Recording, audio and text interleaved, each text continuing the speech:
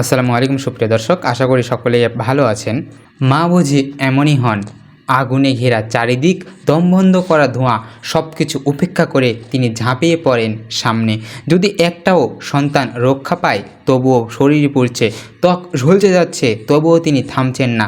কারণ তিনি জানেন তার চোখের সামনে একটু ছটফট করছে ছোট্ট ছোট্ট শিক্ষার্থীরা সন্তানের মতো। তার নাম মাহারিন চৌধুরী, পেশায় শিক্ষক, হৃদয়ে মা।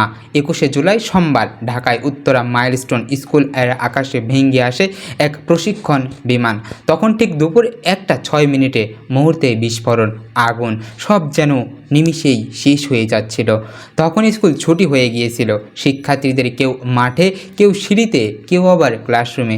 হঠাৎ করে চারিদিকে থমকে যায় বিমান বিধ্বস্ত আকাশের ফটকে। মুহূর্তে আগুন ছড়িয়ে পড়ে, আতঙ্কে দৌড়াতে থাকে সবাই।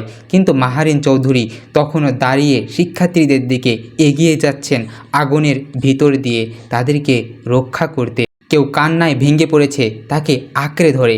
কেউ কিছু বুঝে উঠতে পারেনি, কিছু জানে না মানুষটি রক্ষা করতে এসেছেন। মাহারিন তখন অন্তত 20 জন শিশুকে আগুনের মুখ থেকে উদ্ধার করেন, কিন্তু সেই শেষবারের মতো কারো হাত ধরে বের হতে আনার পর তিনি নিজেই আর ফেরেননি। যখন সবাই অপেক্ষায় ছিল তিনি হয়তো তখনও ফিরবেন, তখন খবর আসে তাকে গুরুতর অবস্থায় ভর্তি করা হয় প্রাণ ইউনিটে। শরীরের শতভাগই পড়ে গেছে, চিকিৎসকরা আপ্রাণ চেষ্টা করছে তাকে বাঁচানোর জন্য। তাকে রাখা হয় আইসিইউতে, লাইফ সাপোর্টে। কিন্তু রাত পেরানোর আগেই নিভে যায় সেই অলোক বার্তা। তার মৃত্যু আমাদের জন্য একটা বেদনার গল্প, কিন্তু তার চেয়ে বড় সত্য হলো কি জানেন?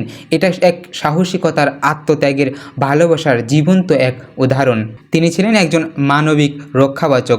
শেষ নিঃশ্বাস অবধি তিনি ছিলেন একজন মা।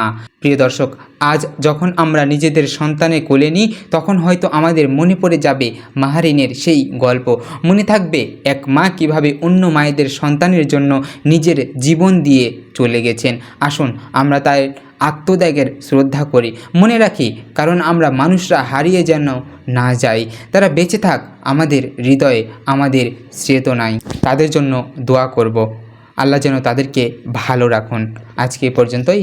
দেখা হবে আপনাদের সাথে আরও একটি নতুন ভিডিওতে, আরও কোনো নতুন তথ্য নিয়ে। ততক্ষণ পর্যন্ত সকলে ভালো এবং সুস্থ থাকবেন। আজকে এখানেই বিদায় নিচ্ছি।